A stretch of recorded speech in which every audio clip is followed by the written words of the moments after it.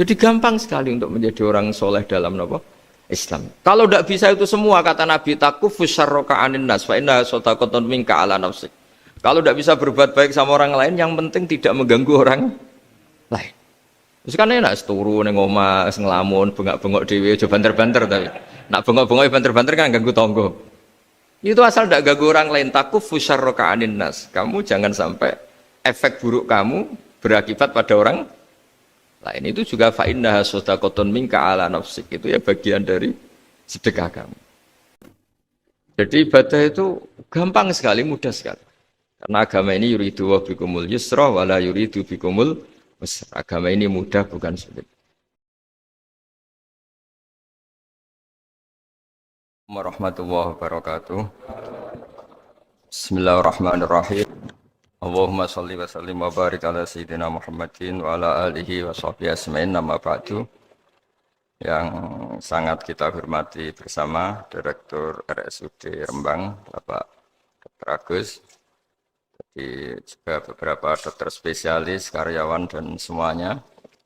Sebelumnya saya juga mengucapkan terima kasih atas pelayanan ibu kami. Beliau gerak di sini sampai 22 hari, bulan Syakban, sampai wafat juga di sini. Dan kami sebagai keluarga sangat terima kasih atas semua pelayanan dan pengabdian tenaga medis di sini. Sebetulnya RSUD itu sudah sopan lah, datang ke kita mintanya ngaji virtual. Gara-gara sopan tuh saya kok jadi ingin sopan juga. Akhirnya saya yang datang ke sini. Biasanya yang lembaga-lembaga besar itu agak sopan itu, ngatur-ngatur orang. Ini kok baik. Gitu. Padahal BPK ngajinya di saya, lembaga negara. Kemenku pernah ngaji di saya virtual. Tapi RSUD kok kayak kasihan, jadi saya. Terus, iya, jadi hakul jar kira-kira itu karena tetangga itu. Tapi niat saya ya tidak baik-baik banget, sambil jalan-jalan kok dekat. Jadi, tapi begini ya. Saya akan cerita versi Kiai ya. Kalau versi medis Anda lebih tahu. Kalau versi Kiai itu kematian itu dianggap hal yang sebetulnya ada versi Kiai ya. Semua orang tahu lah pasti mati itu. Cuma inginnya mati itu kan macam-macam. Inginnya ya setelah kaya, terus setelah mapan, terus menangi anaknya mapan, cucunya mapan gitu. Terus itu pun sebetulnya ada siap mati juga. Tapi ya tetap mati gitu. Jadi saya punya cerita, saya akan cerita yang lucu-lucu ya supaya enggak tegang ya menghadapi kematian. Dulu itu kroni itu ya sudah ada. Jadi Nabi itu ya punya kroni, tidak hanya pejabat. Nabi itu punya kroni. Nabi Sulaiman itu bisa terbang. Gitu. Ya mulai dulu manfaatkan angin. Jadi angin itu mulai dulu memang luar biasa. Dimanfaatkan orang sekarang mulai tenaga angin, pakai rem angin. Mulai dulu angin itu luar biasa.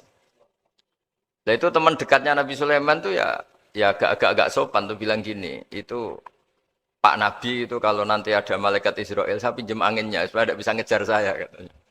Jadi mulai dulu ndak hanya pejabat, Nabi pun ya punya teman yang agak-agak gimana itu. Suatu saat malaikat Israel disuruh nyabut orang, misalnya namanya siapa lah. Nanti saya sebut ada yang tepaan sama nanti tersinggung, ya semuanya siapa gitu. Yang jelas namanya ada Agus tidak Bambang karena bahasa Arab. Itu orang ini cabut di India. Nabi Sulaiman kira-kira ya di Palestina kira-kira itu. Si orang ini ternyata di dekat Nabi Sulaiman. Nah karena Nabi itu kan orang hebat lah, sehingga malaikat ya kadang silaturahim ke para nabi. Israel sendiri ya kadang-kadang silaturahim ke para nabi. Silaturahim yang paling enggak disukai ya silaturahimnya malaikat Israel. Datang ke Nabi Sulaiman, sebenarnya niatnya silaturahim. Ternyata ketemu orang itu. Kaget malaikatnya. Waduh ini gimana ini? Saya disuruh nyabut di India, kok orangnya di Palestina. Nabi Sulaiman kira-kira di kawasan Palestina, di wilayah yang katanya Israel itu. Karena Palestina kita tahu kan, menurut pemerintahan Israel itu wilayah Israel, menurut Palestina pemerintahan apa? Palestina. Tapi Indonesia alhamdulillah sampai sekarang itu nggak mau atau tidak punya hubungan diplomatik dengan apa? Israel. Sehingga kita harus mengistilahkan Palestina untuk warga Indonesia. Kaget malaikat ini katanya disuruh nyabut di India kok ada di sini. Nah si Kroni ini, si orang yang itu melihat malaikat Israel, entah kenapa kok dia bisa melihat itu. Mungkin punya kekuatan tertentu karena dekat Nabi. Waget dia. Malaikat melihat dia karena janggal ya, disuruh nyabut di India ke orangnya di Palestina. Si orang ini melihat malaikat juga takut. Malaikat itu punya hawa yang luar biasa. Akhirnya bilang ke Nabi Sulaiman, ya Nabi Allah tolong pinjemin saya angin untuk saat ini juga saya bisa terbang ke India. Dipinjemin sama Nabi Sulaiman. Akhirnya orang itu sampai ke India. Dikira angin itu sudah segala-galanya sampai India. Terus malaikat senyum, seneng dia.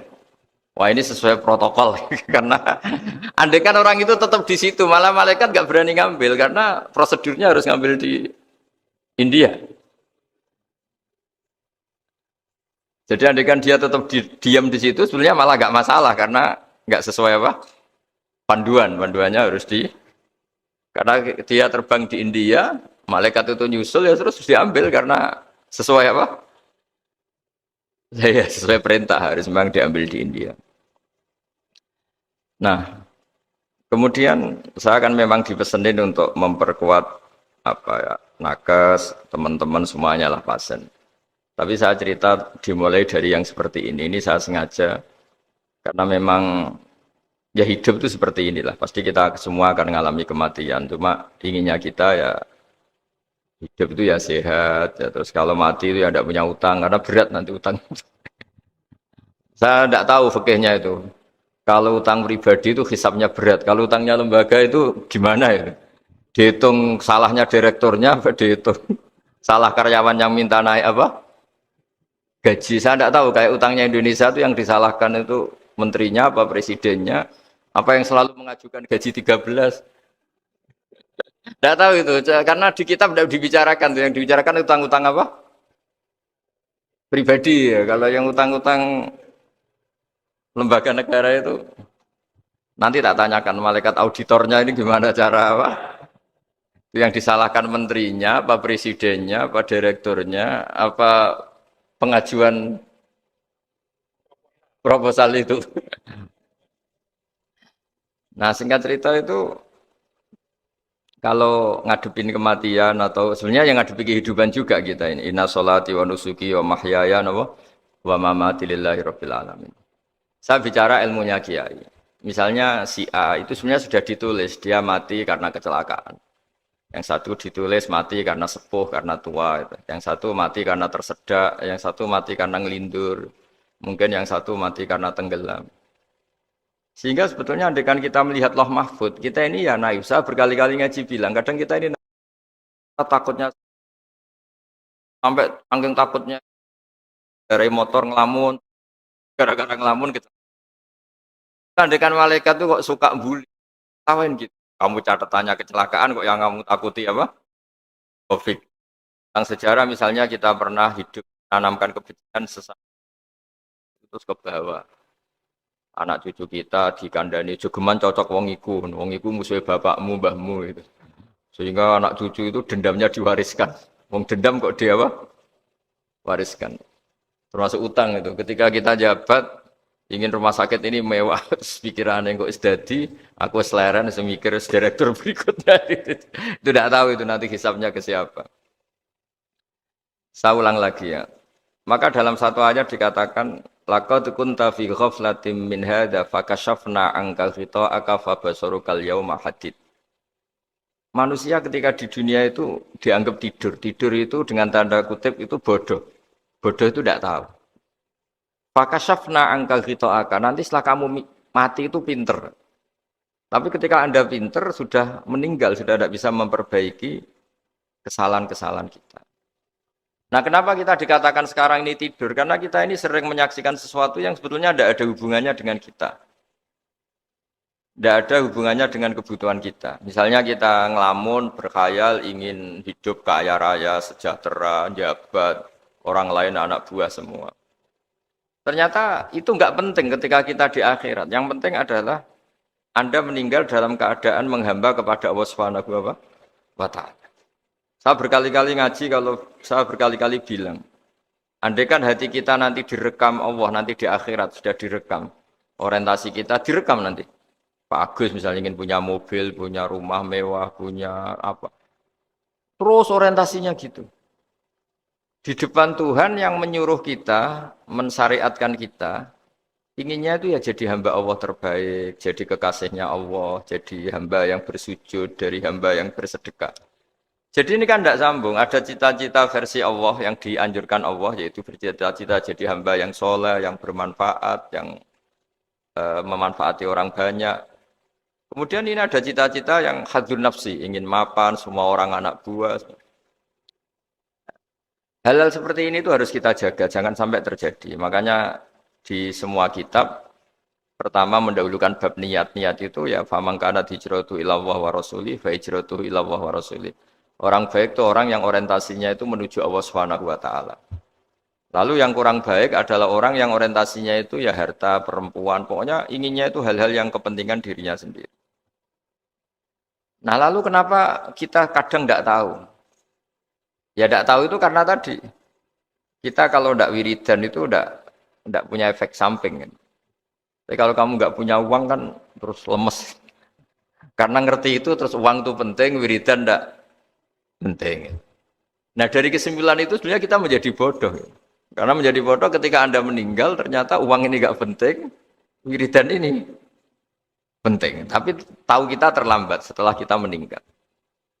Nah di sini saya ingin mengingatkan apapun kondisi kita, yang jelas itu ingat selalu kepada Allah Subhanahu wa Ta'ala. Caranya ingat gimana? Kata Nabi, kamu bayangkan musibah yang lebih ekstrim, kamu akan tahu yang kamu alami itu ahwanu wa aisar, yang kamu alami itu ringan sekali. Ringan seringan-ringannya. Saya beri contoh ya, kalau Anda belajar, kalau dalam bahasa pondok itu falak, mungkin kalau bahasa umum itu apalah, ilmu apa. Misalnya orang ahli meteor, ahli apalah, ahli perbintangan. Ketakutannya pasti benda langit ini jatuh, kemudian menimpa bumi. Nanti kalau Anda ahli geologi itu takutnya bumi ini likuifaksi karena sumber daya alamnya sudah begitu dikeruk, dimanfaatkan. Nanti yang ahli teroris atau yang ahli ekstremis itu takutnya itu ada teroris. Yang ahli sosiologi takutnya Indonesia itu chaos. Kalau chaos ya saling bunuh, saling apa. Jadi semuanya ini ketakutan ini semuanya mengarah terhadap kematian. Kecelakaan lalu lintas ya menjadikan orang mati. Likuifaksi kayak kemarin di Sulawesi ya iya, gunung meletus, gempa, tsunami. Nah, ketakutan yang menjadikan kematian sebenarnya banyak. Kalau baru tsunami aja ya orang takutnya ke tsunami. Nanti kalau ada kematian gempa ya takutnya gempa. Kalau temanya COVID ya takutnya COVID. Terus kalau ada tetangga mati karena ngelindur ya baru gue ger nak turu hati-hati nggak nak mati ngelindur. Jadi nah masalahnya kan kita tidak tahu, nggak tahunya itu ya tadi takutnya COVID ternyata catatannya itu mati kecelakaan. Takutnya kecelakaan ternyata matinya itu ngelindur. Kan kita tidak pernah tahu. Dari tidak pernah tahu itu kemudian agama datang dengan anjuran sudahlah kamu tawakal bahwa semua urusan kamu di tangan Allah Subhanahu wa Ta'ala. Inna sholati wa nusuki wa mahyaya wa mamati lillahi rabbil alamin la syarikalah. Yes, ibadah kita, sholat kita, hidup kita, mati kita semua di tangan Allah Subhanahu wa Ta'ala. Sehingga dengan berpikir begini ini melihat COVID itu ya kayak melihat potensi kematian yang lain kayak karena gempa, likuifaksi, kecelakaan, karena ngelindur, karena macam-macam. Kenapa saya membuat apa atau menyarankan ya supaya orang berpikir demikian, supaya bersyukur bahwa kita ini dihimpit, disekelilingi penyebab kematian tadi. Kalau kita ahli meteorologi mungkin takutnya itu asteroid jatuh, terus kemudian meteor jatuh yang nggak habis digesek oleh sistem alam, terus macam-macam. Yang ahli gempa juga takutnya gempa, yang ahli tsunami takutnya Tsunami yang ahli sosial takutnya Indonesia chaos kemudian saling apa? Bunuh, saling apa dan sebagainya dan sebagainya. Nah, dengan keadaan seperti ini kita ini baik sekali. Bukan sekedar baik, baik sekali. Kita tidak mengalami chaos sosial, kita tidak mengalami likuifaksi, kita tidak mengalami benturan benda langit di bumi kita. Karena itu sekali terjadi, bukan satu dua lagi, tapi habis seluruh Indonesia, mungkin seluruh dunia.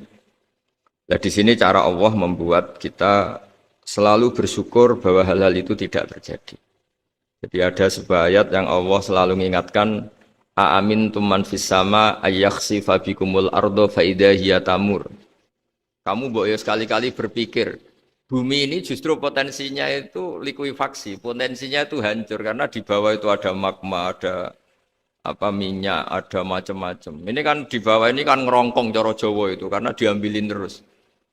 Piro-piro diambil ya ini ya ono masih bisa dipakai. Belum sistem bumi sendiri wafil ardi kita mutajawirat, bumi sendiri itu berupa lempengan-lempengan. Setiap saat itu potensinya geser, sekali geser ya jadi gempa itu. Terus belum benda langit yang potensinya juga jatuh, sekali jatuh ya habis kita. Jadi yang kita ini dikepung sekian potensi yang bisa menghancurkan kita. Tapi nyatanya mulai Nabi Adam sampai sekarang tuh ada kehidupan, ada khayal. Sing Joko yang kepengen payu rabi, mungkin sing wis payu rabi ya mbah kepengen mbah roh, macam-macam lah. Tapi yang jelas itu wong dikepung kematian kok ya khayalnya masih tinggi gitu. Lah enggak pernah ngayal ya orang yang utang ditagih itu, gak kober ngayal. Soalnya wedine tanggal kredit itu. Tapi ini saya cerita supaya orang Indonesia itu ngerti lah bahwa yang ngepung kita itu tidak hanya Covid. Banyak. Makanya orang Arab itu kalau ngendikan itu wa lam yamut bisayfi mata bi khairihi ta'addadatil asbab wal maut wahidu. Karena orang Arab itu kan dulu Arab sebelum Islam itu kan satu kabilah nyerang kabilah yang lain. Wah itu kan harus butuh orang-orang tangguh karena dulu sistem rezekinya kayak sistem Indonesia dulu lah. Kerajaan ini nyerang ini supaya satu kerajaan punya eksistensi harus mengalahkan kerajaan yang lain. Bahkan cerita-cerita itu sama lah di Indonesia di mana-mana.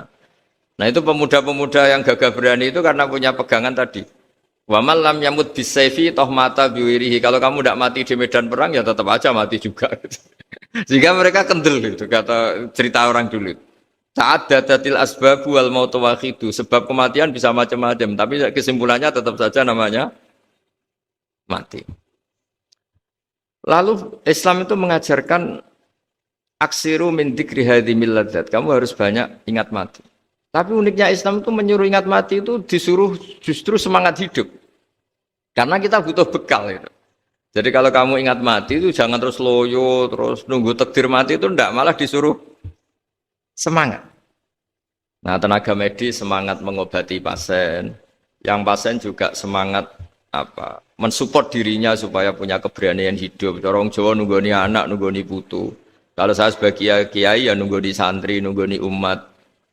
Jadi ingat mati itu justru dengan cara mencintai hidup. Karena hidup ini adalah bekal kita untuk sanggup ketemu Allah Subhanahu wa taala. Kadang-kadang bekal itu mudah sekali. Ada orang nakal gara-gara minumin anjing yang baru haus, sama Allah dimaafkan.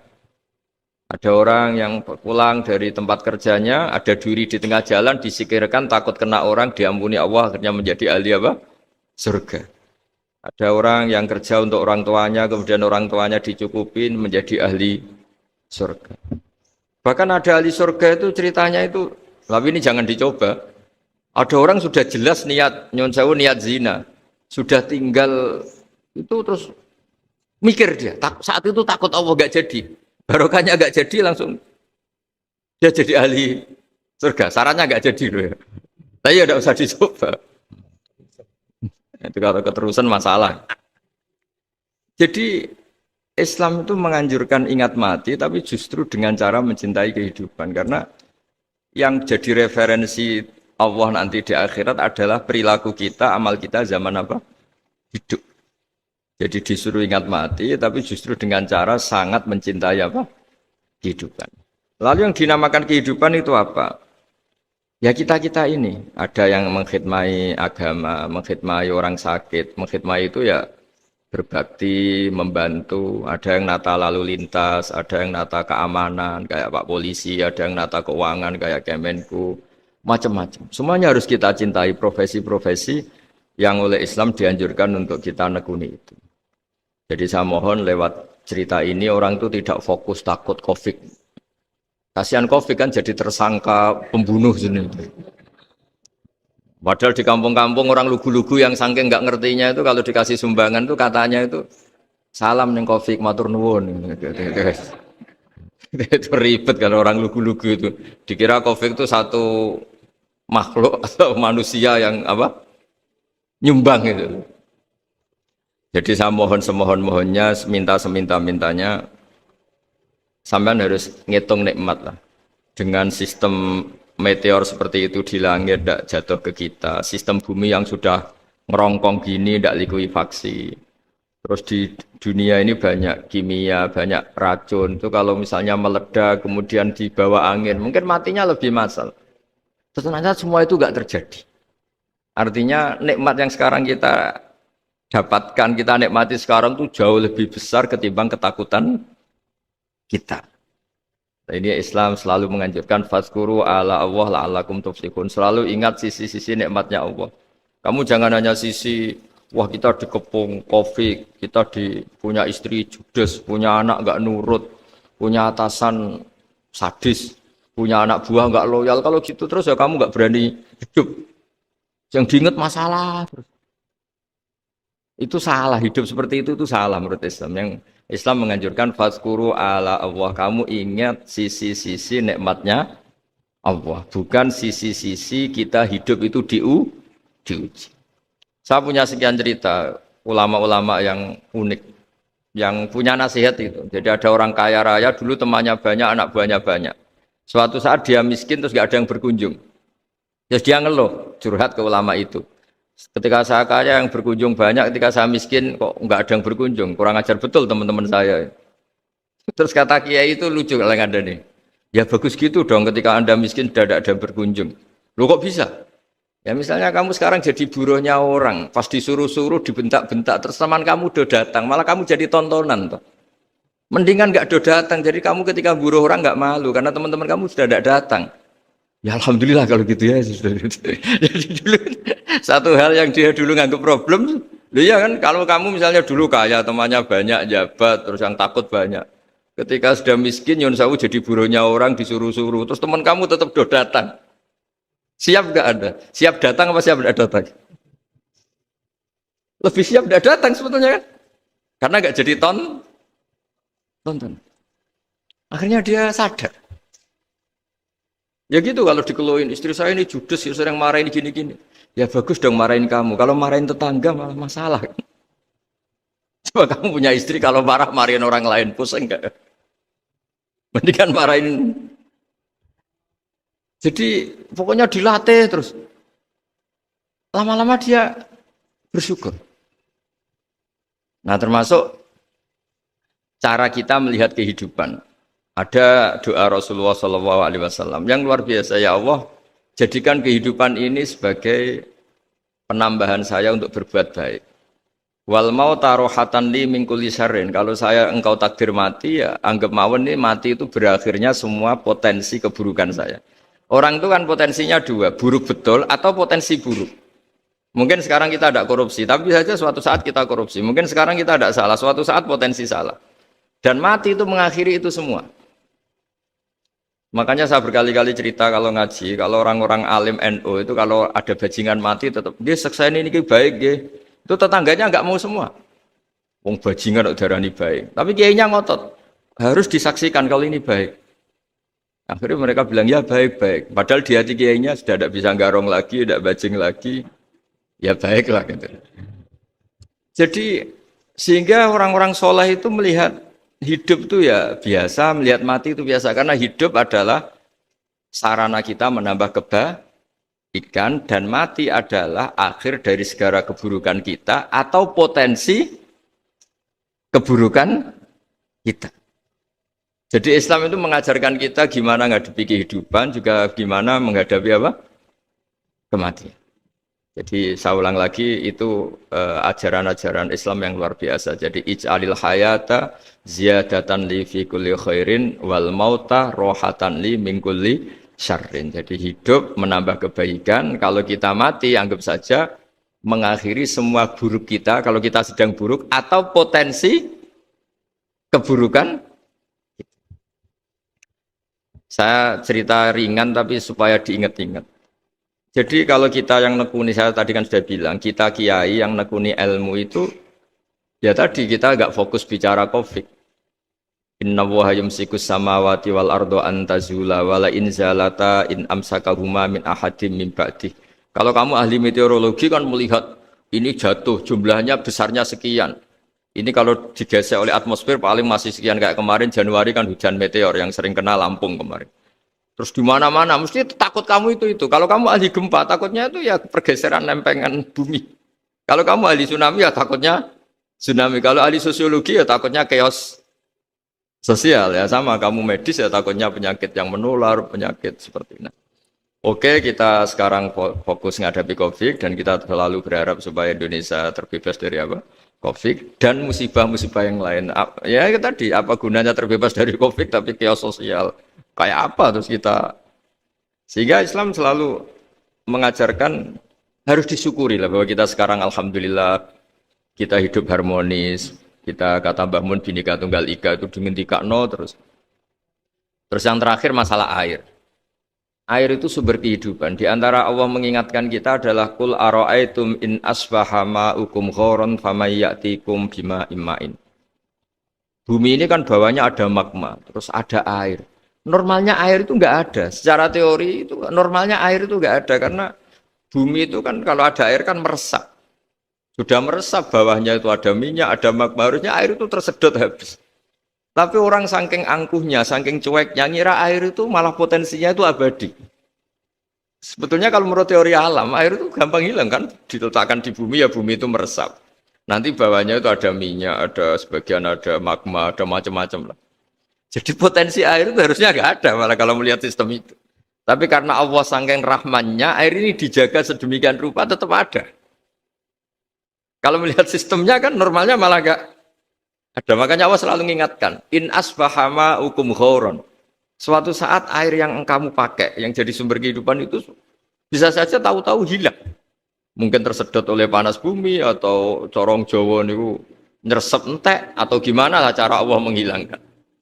Famay ya'tikum bima imma'in. Lalu siapa yang bisa mendatangkan air itu lagi?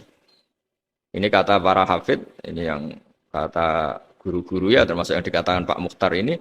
Nanti orang harus ngondikan menjawab Allahu Rabbul Alamin. Hanya Allah sendiri yang bisa mengatur air ini selalu ada. Ya, coba kalau kamu pikir kan air kamu sokkan di bumi kan mesti langsung hilang, meresap ke bumi. Bumi ada bawahnya lagi, ada bawahnya lagi, dan mungkin bukan yang paling bawah mungkin tomak, harusnya itu nggak ada. Tapi Allah saking sayangnya mengatur sistem air itu ada dan tersedia. Tapi ketika orang terlalu cuek dan angkuh sampai lupa syukur tersedianya apa? Air itu Allah mengingatkan, disuruh bayangkan, kul ara'aitum, coba bayangkan kalau in asbaha ma'ukum ghauron. Tadi kan ada khataman ya, saya ikut terima kasih. Bayangkan kalau air suatu saat itu ghauron menjadi hilang. Fama ya'tikum bima iman. Jadi saya tidak bisa spesifik memberi nasihat tentang COVID karena ya tadi yang bisa membunuh kita ini banyak.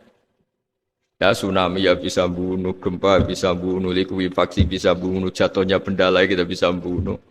Takut tanggal utang kaget ya bisa bunuh. Macam-macam.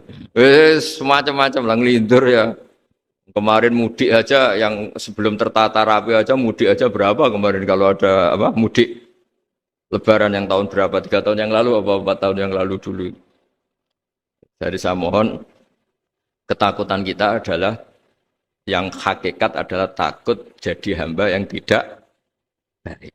Itu yang harus jadi ketakutan sejati. Takut kita di mata Allah tidak jadi hamba yang baik sehingga kita jauh dari Allah Subhanahu wa ta'ala. Karena cita-cita terbesar kita dan cita-cita terbaik kita adalah jadi hamba yang diridhoi Allah Subhanahu wa ta'ala. Sebaliknya ketakutan kita sejati adalah takut su'ul khotimah, takut jadi hamba yang tidak baik. Kita inginnya adalah assalamu alaina wa ala ibadillahis sholihin. Yang berhak mendapat keselamatan dunia akhirat adalah orang-orang atau hamba-hamba yang soleh. Ya tadi untuk menjadi soleh itu gampang di Islam itu. Tenaga medis, nolong pasien ya ibadah. Pasien husnudzon sama dokter ya ibadah. Mengelola hidup, ingin hidup ya ibadah. Anak ngurus istri, istri ngurus. Pokoknya anak yang ngurus keluarganya juga ibadah. Semuanya itu di Islam itu asal tidak maksiat itu dianggap apa? Ibadah. Dan untuk orang menjadi kekasihnya Allah kayak tadi, ada orang yang karena ngerawat hewan dijadikan walinya Allah, menghilangkan apa duri atau pengganggu di jalan jadi kekasih Allah. Itu cerita-cerita itu semuanya ringan. Bahkan tadi ada yang cerita sekedar ingin maksiat dan tidak jadi. Dalam Islam itu kan gitu, orang yang merencanakan maksiat kemudian tidak jadi, itu ditulis pahala.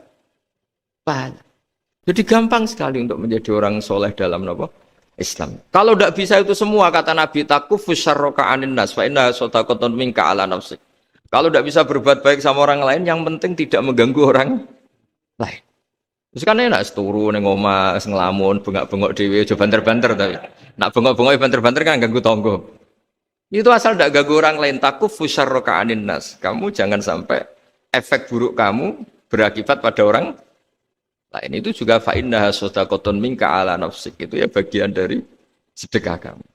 Taruh saja misalnya kalau secara ilmu medis, misalnya kita ini kok dinyatakan positif COVID, secara ilmu medis nggak boleh ketemu orang lain, terus kamu diisolasi. Kamu niatin ketika diisolasi itu tidak menularkan bahaya kepada orang lain. Itu juga ibadah. Jadi ibadah itu gampang sekali, mudah sekali. Karena agama ini yuridu wa bikumul yusra wala yuridu bikumul usra. Agama ini mudah bukan sulit. Ya, mohon maaf tadi saya nggak bisa datang yang jam 11 karena saya tadi malam hormat di Jogja, acara 7 harinya Kiai Jatabek tadi pagi baru datang. Tapi saya mohon pokoknya yang seneng ya hidup itu yang seneng, diberi kesempatan hidup sampai sekarang itu yang seneng. Jangan karena teman kamu meninggal terus akan-akan ini teman saya meninggal, paling saya besok. Kok kamu tahu? Nyatanya besok hidup lagi, besoknya ya hidup lagi sampai sekarang ya masih hidup. Sudahlah mensyukuri yang ada, jadi sudah saya mohon syukur itu penting lah ini syakartum lazidanakum. Justru dengan kita syukur itu insya Allah segalanya akan tambah baik, tambah apa? Baik. Jadi dulu ada orang yang sangat cerdas namanya Jubair bin Mut'im. Dia saking cerdasnya, juga kaya, juga tokoh, dikirim sebagai delegasi pembebasan Asra Badrin, tawanan Badar. Kemudian pas datang ke Masjid Nabawi, Nabi delalah pas baca Wattur wa kitabim mastur. Sampai pada titik Nabi baca am khuliqu min ghairi syai'in am humul khaliqun. Apakah penciptaan yang sedemikian canggih itu dimulai tanpa perwujudan, tanpa sesuatu yang real, yang maujud? Orang itu langsung bersimpuh, matur, ya Rasulullah saya Islam. Kada qalbi yatir, hampir hati saya, otak saya, pikiran saya itu terbang. Karena logika yang dibangun ateisme misalnya, kalau alam raya ini dimulai dari nihilisme, berarti logikanya apa? Al-adamu yakhluqu maujudan. Alam raya ini kan maujud, maujud itu ada. Kalau yang lebih dulu itu ketiadaan, berarti ketiadaan menjadi sebab kewujudan. Kalau dalam bahasa Arab itu, al-adamu yakhluqu maujudan, sesuatu yang harusnya nggak jadi faktor karena ketiadaan menjadi faktor sesuatu yang nyata. Itu kan nggak masuk akal. Ya, kalau alam raya ini ada al-adam sing yasbiku maujudan, berarti alam raya ini al-adamu yakhluqu maujudan, sesuatu yang tidak ada menciptakan yang ada. Dengan logika itu terus kita ngaji. Diajari sama guru-guru kita, sifat dasar Allah itu maujud. Wallahu maujudun qadimun. Terus masuk. Yang harus distatuskan pertama dari Allah itu apa? Maujud, wujud. Karena dengan wujud ini layak menjadi penyebab adanya alam raya ini. Sehingga ketika kita menolak faham nihilisme atau ateisme, faham tanpa Tuhan, tanpa pencipta awal, kita punya diroyah.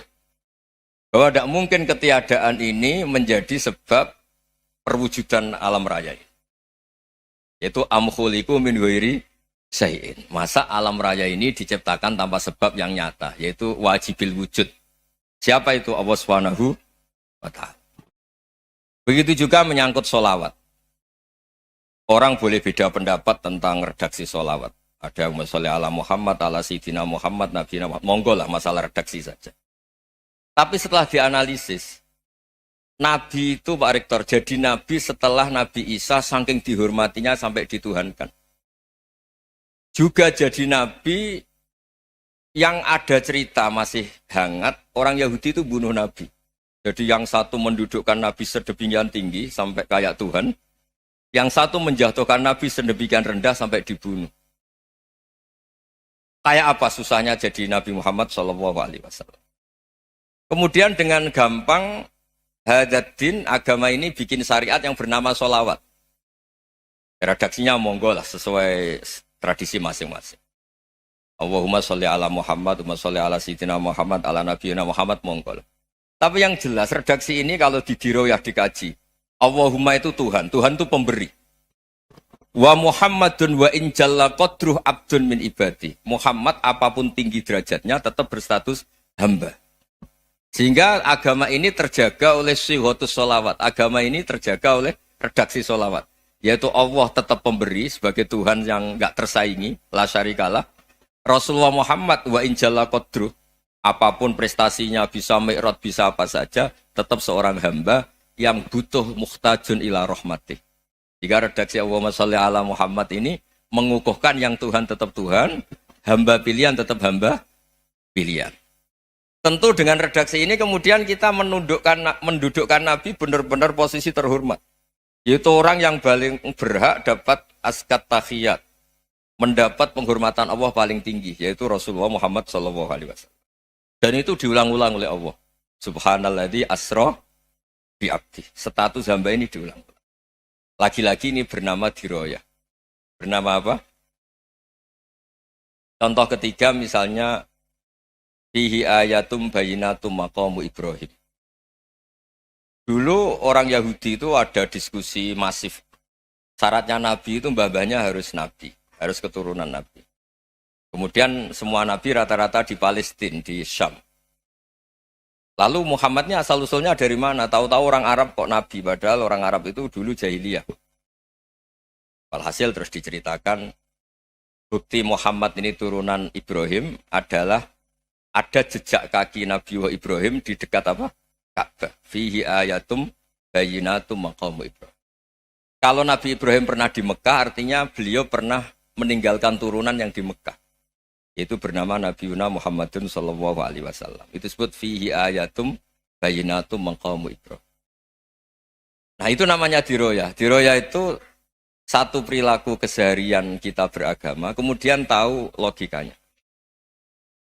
Yang keempat misalnya, mangkana yu'minu billahi wal yaumil akhir fal yukrim apa? Jaro. Orang yang iman karena Allah dan Rasul, maka memuliakan tetangganya. Andaikan pakai hukum sosial, tentu kalau tetangga kita baik, kita baik. Kalau kurang baik, kok kurang penggawean kan gitu. Tapi dulu itu pernah ada seorang ulama itu dibully ya, dikerjain sama anak muda tetangganya. Pak Kiai datang ke rumah saya. Orang ini datang. Kemudian setelah di rumahnya, saya tidak jadi butuh sama Pak Kiai, silahkan pulang. Itu Kiainya senyum menikmati. Dan itu terulang 3 kali. Dibully seperti itu, dikerjain terulang 3 kali. Lalu tetap Kiainya tuh asik, seneng sekali. Lama-lama muda ini tanya, kenapa engkau tidak tersinggung? Padahal saya kerjain sampai 3 kali. Tak undang, terus tak suruh pulang. Tak undang, tak suruh pulang. Kata Kiai tadi, yang memerintahkan baik sama tetangga itu Allah. Jadi saya nikmati ketika bisa baik sama Anda. Tidak ada urusannya dengan perilaku Anda yang menolak saya. Nah itu terus kita tahu, memang motifnya kita baik sama tetangga karena iman sama Allah dan Rasul, bukan hukum kompensasi sosial. Jadi kalau mau diteruskan Pak Rektor, saya ngajar di sini ya karena perintah Allah itu orang alim harus ngajar, bukan karena perintah Rektor. Kalau diteruskan. Ya saya mohon juga gitu para dosen, para karyawan di sini kalau nggak khianat dengan UI itu karena takut sama Allah, jangan takut sama rektor. Kalau Anda baik juga karena Allah, jangan baik karena apa? Rektor. Bagaimanapun ya semua kita ini makhluk. Makhluk itu la yadurru wa la yanfa. Begitu juga melihat Indonesia. melihat saya ini kan ikut di UI itu lama sekali ikut sama Profesor Zeni dari Profesor Zeni nulis tafsir. Mungkin Pak Harsoyo tahu banyak dulu, Pak Lutfi ya tahu banyak. Tapi saya memang nggak pernah terbuka karena ya memang nggak ingin sebenarnya. Kondisi ini kondisi darurat. Sehingga saya tahu cara berpikir Profesor Zeni, ya tahu komitmen beliau pada UI dan pendiri UI memang ya banyak yang dari tokoh NU, Muhammadiyah, dari tokoh-tokoh ormas yang lain memang didirikan banyak orang. Hingga UI memang nggak milik ormas apa tertentu. Dari satu sisi memang baik, nggak dikuasai ormas tertentu. Tapi nanti kalau keterusan ya nggak berbentuk. Ya sudahlah dikelola saja. Sambil-sambil jelas, sambil-sambil kadang nggak jelas. Yang penting ikhlas tadi. Karena kalau terlalu asobia itu jadi repot. Kita ini yang nekuni fikih itu tahu. Kalau udah kuno itu madhabnya Hanafi. Kuno itu madhabnya Syafi'i. Tahu-tahu seakan-akan Imam Syafi'i itu NU, Imam Abu Hanifah itu Muhammadiyah. Padahal ini orang-orang yang sebelum NU dan apa? Muhammadiyah. Jadi kalau kita yang nekuni ilmu itu biasa saja dengan perbedaan. Tapi kalau orang-orang yang nggak siap dengan perbedaan itu sampai Allah disifati Ta'ala itu tidak terima. Padahal Ta'ala itu maknanya Maha Luhur, yang Maha Agung. Jadi ada seorang kiai kebetulan pidato pertama Pak Rektor. Assalamualaikum warahmatullahi ta'ala wabarakatuh. Di mubalik kedua ini nggak terima karena itu dianggap bid'ah ada Ta'ala. Hanya dia bilang Assalamualaikum warahmatullahi ta'ala wabarakatuh. Itu saking asobiahnya itu Allah ditambahi Ta'ala itu tidak terima. Padahal Ta'ala itu maknanya Maha Agung. Nah itu kan jadi repot kalau asobiah gitu. Kalau kita ngadepi perbedaan itu biasa saja. Karena kita mungkin bacanya banyak, lihat hal-hal seperti itu ya biasa saja. Karena dulu itu perbedaan itu urusan sudut pandang. Ya saya ulang lagi, perbedaan itu sudut. Allah yang Tuhan saja sering didebat sama nabi-nabinya. Karena urusan sudut pandang apa? Saya beri contoh ya. Suatu saat Khalilur Rahman Ibrahim itu saatnya meninggal sama Allah, Israel disuruh. Itu Ibrahim saatnya meninggal, ambil nyawanya. Setelah datang ke Ibrahim, ya Khalilur Rahman Ibrahim, saya disuruh nyabut nyawa Anda. Itu Israel dipaksa mikir sama Ibrahim. Hal ra'aita khalilan yumitu khalilah. Kamu tahu orang yang mencintai kemudian bunuh yang dicintai. Itu logika agak benar. Akhirnya Israel kan gak biasa debat, kan gak dilatih debat. Gak pernah ikut lomba UI debat ilmiah. Dia taunya nyambut nyawa aja. Kembali ke Allah. Ya Allah, kata Ibrahim, hal ra'aita khalilan yumitu khalilah. Masa kekasih bunuh yang dicintai ya. Tapi kata Allah santai. Bilang ke Ibrahim, hal ra'aita habiban yakrahu ayyalqa habibah. Masa katanya dia cinta saya, kemudian ketemu saya tidak berani. Israel mater lagi. Logikanya gini Ibrahim, masa yang dicintai sama yang ketemu yang dicintai nggak berani. Ya udah ketemu aja. Katanya yang meninggal itu. Artinya kamu bisa saja GR tidak mati-mati karena merasa dicintai. Atau ingin mati karena mencintai. Nah maksud saya, dalam hal-hal seperti ini orang UI pasti nggak jelas. Katanya cinta Allah suruh mati ya nggak mau. Nggak jelas kan? Dibilang nggak cinta juga nggak mau. Tapi dibilang cinta kalau ukurannya mati juga enggak mau. Nah, tapi dalam banyak hal enggak jelas itu penting Pak Rektor. Penting sekali. Buatan Buyan, saya beri contoh sekian ilmiah, enggak jelas itu penting.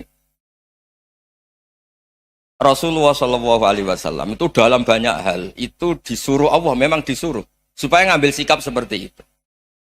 Karena Allah itu punya otoritas penuh untuk bikin orang itu baik atau enggak baik. Wahsy itu yang membunuh Sayyid Hamzah, orang paling dicintai Nabi, di antara yang dicintai Nabi. Qatalahu Wahsyun, dibunuh oleh Wahsy. Nabi secara basarnya itu enggak suka sama Wahsy. Sampai cara lahir ya ingin corong Jawa ingin masuk nol. Tapi apa kata Allah? Laisa laka minal amri syai'un aw yatuba alaihim aw yu'adziba. Itu enggak wilayah kamu Muhammad. Malah Wahsy dikasih tobat sama Allah. Khalid bin Walid, itu perang Uhud kalah itu karena ide brilian Khalid bin Walid. Pas itu masih panglima kafir. Yaitu pura-pura kalah, ghanimah dilepas, sahabat turun, pasukannya naik, walhasil orang Islam kalah. Khalid bin Walid akhirnya juga masuk Islam. Orang yang secara basariah Nabi itu enggak siap. Kebalikannya juga ada. Sa'labah itu orang sampai gelar hamamatul masjid. Ini pas ngaji mesti ingat. Salah. Dia di masjid terus. Setiap habis salam tuh lari karena istrinya nyuwun sewu masih berpakaian yang tidak pantas. Kenapa engkau terburu-buru pulang? Pakaian yang dipakai istri saya sekarang saya pakai. Ya pakaian sarung itu kayak Pak Rektor kan fleksibel. Ini khusus mau Ramadan, tidak akan sarungan terus, gak usah khawatir. Jadi ini tadi sudah perjanjian. Saya yang kiai celananan, beliau yang rektor pakai sarung. Jadi, iya. Supaya itu barter madhab. Tapi hanya sekali ini aja, bukan. Jadi jangan diharapkan ini jadi tontonan terus-menerus. Dan ini barter madhab. Saya sama Profesor Kores juga sering gitu. Saya pakai sarung yang dihadiahi beliau, beliau pakai sarung yang dihadiahi saya. Memang itu tradisi Islam. Tahadau tahabu, kamu saling memberi hadiah maka kamu saling mencintai. Bukan riswah, bukan riswah. Walhasil terus Sa'labah ini buat saya didoakan Nabi supaya saya kaya, supaya tidak sering ganti-ganti pakaian seperti ini sama istri saya. Jangan-jangan kamu miskin itu lebih baik. Ngotot minta didoakan. Didoain Nabi kaya, terus lama-lama ninggal sholat, ninggal jamaah. Itu Allah belum tersinggung. Yang mulai Allah tersinggung itu kan saya sering fatwa di mana-mana, sering memberi saran. Mumpung kamu miskin itu sering sedekah. Karena kalau sudah kaya itu tidak bisa. Saya memberi analogi gini. Kalau saya masih santri miskin, punya uang 100.000, diminta guru saya 50 tak kasihkan. Padahal itu 50%. Punya 2 kambing kurus, diminta guru saya 1 pasti tak kasihkan. Padahal itu 50%. Jadi kalau punya sapi Brahman atau sapi limusin yang harganya itu 100 juta, punya 2, diminta 1 boleh enggak? Enggak boleh.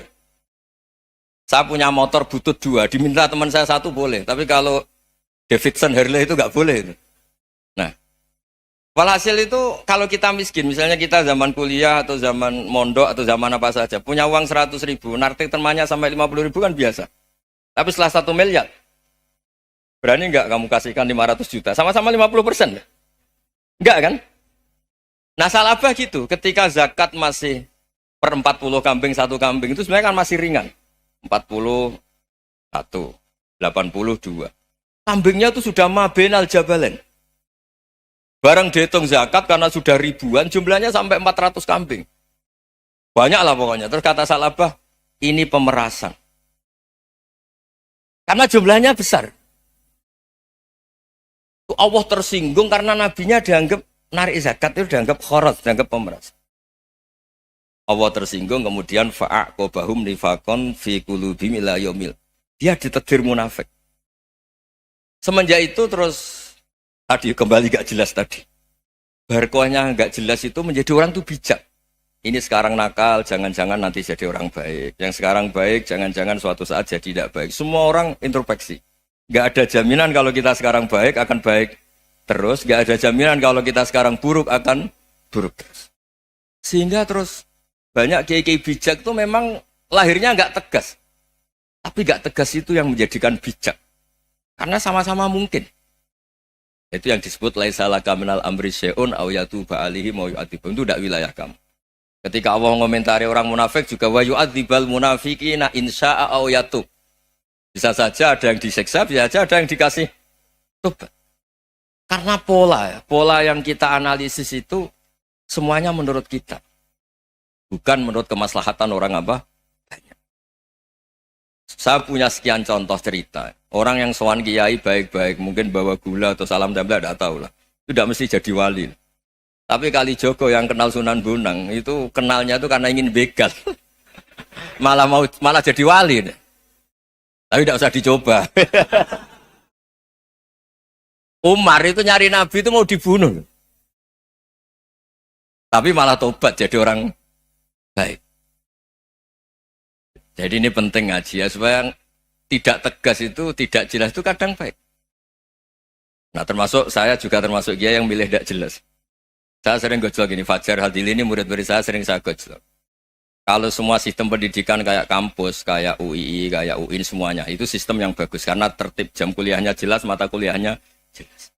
Kalau di pesantren itu Pak Arso, itu nggak tertib. Tapi justru itu enak, ketemu di jalan orang berani tanya. Nah, ini kalau mbak-mbak misalnya menstruasi, mau belajar haid nunggu semester berapa baru tahu. Itu bisa sekian tahun nggak sholat karena nunggu pelajarannya baru diterangkan. Mau haji juga gitu, nunggu mata pelajaran haji. Kalau nggak jamnya, nggak mau dosennya ngajarin. Ya, kalau kiai kan enggak, ketemu di jalan tanya dijawab. Jam berapa juga dijawab. Artinya Indonesia itu berkah, ada sistem kampus yang tertib. Ya semoga termasuk tertib gajinya. Tapi tertib gajinya itu juga sebenarnya rugi. Saya sering ada pegawai negeri Gus, tolong doain saja di PNS enak jadi. Gajinya tetap. Kata saya nggak mau kalau gaji saya tetap. Kok bisa Gus enak tiap bulan mesti dapat gaji. Kalau tetap nggak naik-naik kata saya. Kalau kiai gajinya nggak tetap, tapi di atas yang tetap kata saya. Artinya Indonesia itu berkah. Kalau semuanya pakai sistem pendidikan setertib ini, orang mau tanya khaid ya nunggu pelajaran khaid. Bab haji ya nunggu pelajaran haji. Tapi kalau ketemu kiai itu enggak. Ya semuanya, saya pernah di pasar, Gus, mau tanya. Tanya apa? Anak saya sih keluar darah terus gini-gini. Padahal biasanya khaid hanya 7 hari gini-gini. Ya sudah kembalikan ke biasanya, rudat kilal adat. Itu enggak usah sowan ke rumah. Juga enggak registrasi dulu, enggak daftar dulu. Ya ini enggak nyindir cerita saja. Supaya ini bukti koalisi beneran. Jadi saya yang kiai enggak tertib jam, koalisi sama yang tertib jam. Jadi kalau semuanya sistem kampus, nanti pertanyaan itu enggak bisa on time, enggak bisa setiap saat. Makanya Indonesia itu berkah. Kiai-kiai yang alim yang di jalan-jalan banyak. Juga kiai yang di kampus dokter-dokter fikih banyak. Yang nekuni ilmu umum ya banyak. Macam-macam. Itu masalah itu kalau saling mengadili itu baru masalah. Misalnya kiai ngeluh, enggak enak jadi kiai, enggak punya gaji tetap. Yang dosen ngeluh, enggak dicium tangannya. Karena memang unik Indonesia itu. Kalau guru fikih kok dosen itu tetap enggak dicium tangannya. Karena pikirannya anak-anak itu wong sudah bayar disuruh nyium. Itu kayak di alam sadar tuh gitu. Kalau kiai itu kan anak-anak enggak bayar itu. Ya opanya cium tangan itu. Makanya kalau kiai-kiai tidak keramat bisa mati karena cium tangannya doang bisa mati itu kiainya. Ya ini cerita. Supaya saling menghormati saling menghormati. Jadi kalau makanya itu pakar-pakar akhlak ya, pakar-pakar etika peradaban. Itu tertampar betul ketika Nabi urusan ilmu itu mengabaikan itu kalau sudah urusan ilmu. Misalnya begini, ada urusan ilmu, ada mbak-mbak cantik atau ibu-ibu cantik. Itu dalam Islam itu diajarkan jangan sopan-sopan banget. Kata Nabi, karena kekuatan ilmu itu di atas kekuatan akhlak, di atas kekuatan adab. Ya nisa an-nabi lastunna ka ahadim minan nisa. Ini taqaitunna fala takhdu'na bil qaul. Fa yatma alladhi fi qalbihi maradun. Misalnya ada mbak-mbak cantik, menarik, kemudian sopan misalnya sama Pak Fajarin sama dosen-dosen. Monggo binara. Wah itu bahaya pikirannya kemana-mana itu. Orang yang imannya pas-pasan, berarti mau. Maksud saya kalau cantik, menarik ketemu di jalan biarin aja dosennya mau kemana biarin aja. Gak usah dihormatin. Kalau dihormatin, Pak mau kemana sadere no bisa bahaya. Nah, biarin aja. Kalau tanya, Dek ini alamatnya mana? Cari sendiri Pak. Karena hanya dengan cara itu si Pak dosen ini gak kepikiran. Gak ada orang suka orang kedus itu gak akan. Tinggal sudah cantik, sopan. Wah bisa pikirannya macam-macam. Itu ilmu. Fala takhdu'na bil qaul. Kamu jangan terlalu lirih kalau ngomong. Fayat ma'alladzi fi qalbi maradun. Orang yang pikirannya masih kotor pasti berpikir yang negatif. Anda mungkin demi sopan sama dosen Anda. Tapi sejauh mana dosen Anda juga berpikir positif. Itu kan uji iman sama uji nyali. Nah, sama pejabat yang sopan sama kiai mungkin punya Alphard, punya Robicon, punya terus bawa uang banyak. Terus sama kiai cium tangan hormat. Jangan-jangan kiainya yang pikirannya macam-macam. Ini berarti bisa jadi muhibbin potensial misalnya.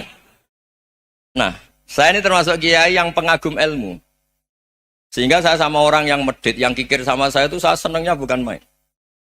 Kenapa? Karena kalau orang medit itu gak berhak nuntut. Tapi kalau orang lomo 1 juta minta surga, 2 juta ya minta apa? Surga. Gus, salam template. 200.000 aja kadang minta surga.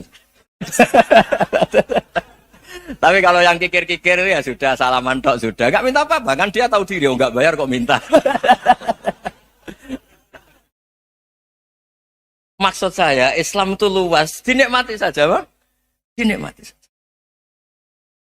Nah itu diroya, maksudnya itu diroya. Diroya itu kamu tahu aturan Islam itu kamu harus yakin khairihi wa syarrihi minallah. Semua itu ujian, tapi kemudian dikaji. Makanya saya ini termasuk pengagum Imam Syafi'i. Imam Syafi'i itu dikasih tahu. Ada orang yang di depan engkau cium tangan hormat tuh di luar ngomong-ngomong, ngata-ngatain Anda. Imam Syafi'i tertawa-tawa sowan. Loh, ada ini dikata-katain di luar kok.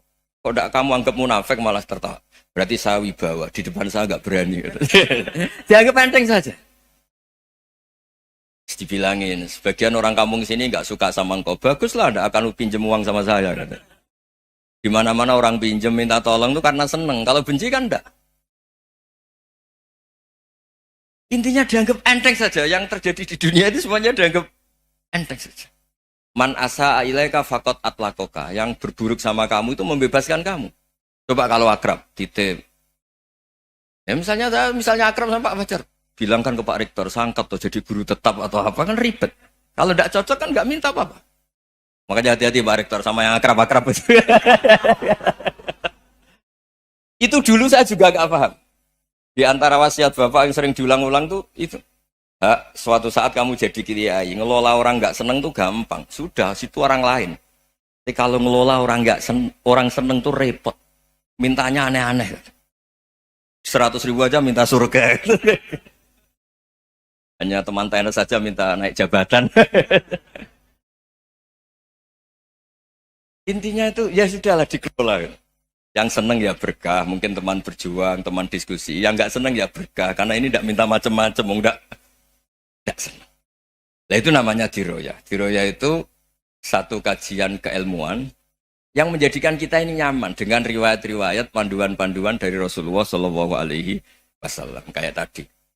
Kenapa sih tentang baik sama tetangga, baik sama tamu? Hitung-hitungannya itu mangkana yu'minu billahi wal yaumil. Saya pernah dicium sama orang miskin yang akut, miskin betul. Itu tak ajarin, Anda ini lebih hebat ketimbang orang-orang kaya. Misalnya gini, misalnya ada komunitas rektor atau kiai besar. Saya ini kata orang banyak termasuk kiai besar. Mungkin kalau pinjam uang itu karena mau beli mobil, aksesoris mobil, karena kita kiai top, atau rektor, atau orang-orang top. Kalau sesama orang miskin itu pinjem-pinjemannya itu urusan beras, itu urusan nyawa. Keren mana? Nyelamatkan nyawa sama aksesoris mobil. Nyawa. Jadi pahala kamu pasti lebih besar itu. Itu senengnya jadi orang miskin terus keterusan sampai sekarang. Itu. Lo coba kalau menteri sama menteri, rektor sama rektor, kira-kira pinjamannya apa Pak Arso? Kan kalau mau beli mobil atau mau umroh VIP, pokoknya yang keren-keren. Kalau orang miskin pinjam karena apa? Makan kan? Beras kan?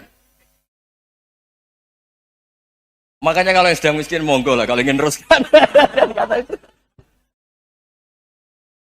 Maksud saya Islam itu seenak itu. Islam itu segampang itu. Sudahlah yang sedang miskin ya keren. Karena sekali sosial itu urusannya apa? Nyawa. Tapi kalau miskin semua ya Indonesia bisa tutup kan.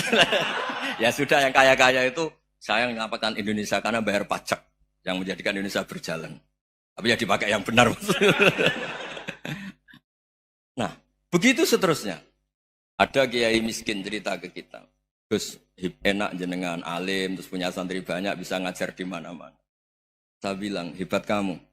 Dia hidup di daerah tertinggal. Itu yang diajarkan kan hanya tauhid. Kan nggak mungkin desa tertinggal baca fikih perbandingan madhab. Kan nggak mungkin. Kalau yang kayak Pak Fajar, Pak Sadali kan nggak mungkin. Fikih perbandingan apa? Madhab. Menyorot madhab dunia. Gaya engkek-engkek itu kan nggak mungkin. Tapi pertanyaannya, yang menyelamatkan masuk surga itu tauhid apa perbandingan madhab? Tauhid. Ini hanya mengajarkan fardu kifayah, sunat-sunat. Ini Anda mengajarkan fardu ain. Surganya dulu kamu. Oh terus senangnya jadi kayak gitu. Karena yang diajarkan apa? Tauhid. Sementara kita yang gaya-gaya ini, ajarkan perbandingan apa? Madhab, studi banding ke Al-Azhar kemana-mana. Ini enggak, tauhid. Dari orang nyembah pohon jadi nyembah Allah Ta'ala. Keren enggak? Keren. Jadi terus kiai sama saya senangnya bukan karena tak bela. Tapi ada yang agak kurang ajar, tanya saya. Kalau itu hebat kenapa Gus gak mau jadi kiai desa? Waduh. Wah ya repot kalau pertanyaan. Terus tak jawab, kalau saya jadi kiai desa, kamu ngangsu ilmu dari mana coba? Ya dari jenengan, ya kalau sama gobloknya enggak bisa. Ya sudah, Gus aja yang jadi kiai besar. Maksud saya, ya sudahlah kita begini seperti yang saya ajarkan di sini, saya sarankan supaya orang itu tahu. Nah, ini namanya diroyah, apa? Makanya kata Imam Ghazali itu kalau kamu ingin sopan gampang melihat anak kecil, gua aqallu minni dzamban, dia dosanya lebih kecil. Karena masih kecil kan, tentu secara dosa enggak banyak. Kalau melihat orang yang tua, gua aktsaru minni ibadatan, dia tentu ibadahnya lebih banyak karena umurnya lebih banyak. Sehingga terus semua orang lain tuh di depan kita itu hebat. Ya semua orang lain sama misalnya Pak ini rektor, Pak Fathul Wahid rektor. Tanggung jawabnya lebih banyak, berarti pahalanya lebih banyak. Tapi sama, ketika melihat Nyon Sewu, melihat pegawainya yang secara lahir di bawahnya, ini tanggung jawabnya enggak banyak, pasti salahnya juga enggak. Itu yang diajarkan Rasulullah SAW, sehingga enak lah. Tapi kalau kita melihat orang lain selalu salahnya, itu pecundang. Allah saja tidak seperti itu kan, amal baik ya ada khairan, amal buruk ya ada saron, semuanya dilihat oleh Allah Subhanahu wa Ta'ala. Saya tuh punya teman Gus, agak beling, agak seenaknya. Dulu miskin. Wah itu seenaknya betul. Kayak kenal Tuhan sudah. Tak tanya, kenapa kamu seenaknya? 1 bulan tuh labanya bisa 200 juta sampai 500, sampai 1 miliar.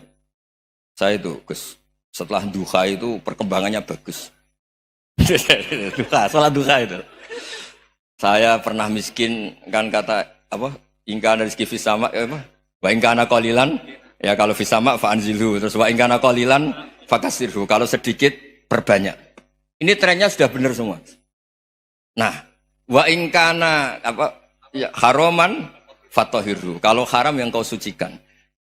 Makanya saya seenaknya, kalau qalilan sudah fakasiru, paling trennya yang enggak benar juga fatohiru, kata Mas. Dia yakin kalau yang enggak benar-benar sudah disucikan Allah, karena yang lain-lain sudah. Dari miskin sudah kaya, qalilan sudah fakasiru, paling yang haroman juga sudah fatohiru gitu. Tak tanya, lah kamu kok tahu? Polanya sudah ada Gus, karena sang qalilan. Kamu sembrono sama Tuhan kok begitu kan? Tapi apapun itu, senang saya. Senang saya sering salah teh, makanya saya mohon yang sekarang miskin, sedang miskin itu ya ndak usah nyesal banget-banget. Kalau ingin kaya monggo lah, namanya orang juga ingin. Ya, tapi Anda harus bangga. Sosial antar kalian adalah urusan nyawa dan itu pahalanya luar biasa. Supaya kita, nah yang kaya-kaya juga boleh GR lah karena pembayar pajak. Dan itu bisa menyelamatkan apa? Indonesia Raya. Begitu seterusnya.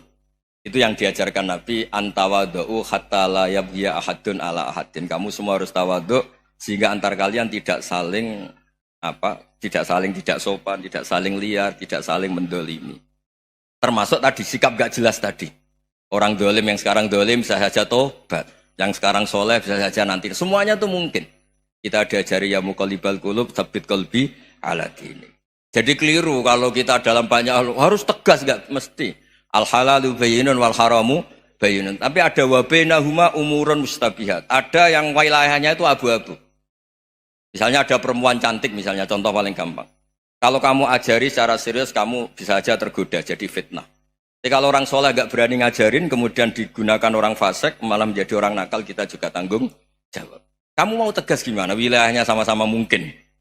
Wilayahnya sama-sama mungkin. Yang dekat pejabat mungkin terkontaminasi KKN. Tapi kalau pejabat gak dekati orang soleh, punya perilaku yang gak soleh, yang repot juga Indonesia kan? Nah hal-hal seperti itu kita tidak perlu ngambil sikap. Maksudnya nggak usah ngambil sikap, ya kita buktikan kalau milih satu madhab, kita buktikan semuanya lebih baik, semuanya lebih bermanfaat, semuanya lebih berperadaban. Karena nggak bisa dihindari wa bainahuma. Termasuk nyuwun sewu, saya mohon maaf sama mulai Pak Harso, Pak Lutfi sampai Pak Fathul Wahid. Saya ini termasuk kiai yang nggak suka dekat sama orang-orang top. Bukan karena hasud. Memang konstitusi kiai harus gitu, la tamuddanna ainaika. Kenal orang lebih tinggi itu kan resiko. Misalnya saya kiai desa, mungkin punya keri tua sudah seneng, punya kijang tua sudah seneng. Gara-gara kenal Pak Wahid naik Kempri, waduh kok saya kalah itu. Kenal orang itu kan resiko. Mungkin dosen-dosen sini kalau kenal saya di Rembang juga resiko. Di sini gak ada cium tangan, melihat saya di sana, wah gak enak jadi dosen. Jadi memang harus dibatasin. Sekiranya mungkin orang terus, karena latamud dan nanawa, ainaika ilah, kamu jangan sering melihat orang lain yang mungkin secara lahir dapat nikmat yang lebih tinggi timbang Anda. Kalau kamu nggak bisa ngelola hati Anda bisa hasut, Anda bisa dengki. Paling tidak Anda bisa ada syukur. Terus saya itu sering didolani pejabat. Juga sering melihat pejabat di TV-TV. Naik mobil aja ada yang naikkan. Bahkan kalau wudhu itu anduk aja ada yang bawa. Itu kalau yang nggak kuat, weh naik jadi pejabat. Ya makanya terus konstitusi Kiai itu mengatur, sudahlah, mata kamu itu kamu batasin. Jangan melihat sesuatu yang potensi ya, potensi menjadikan Anda tidak apa syukur. Jadi saya mohon, ini memang konstitusi saya sebagai Kiai, jadi saya, tapi di hati saya tetap akrab. Saya doakan semua untuk UI, untuk semua orang Indonesia kita doakan. Kita ingin semuanya tambah baik, tambah baik. Oke, ngoten mawon. Assalamualaikum warahmatullahi wabarakatuh.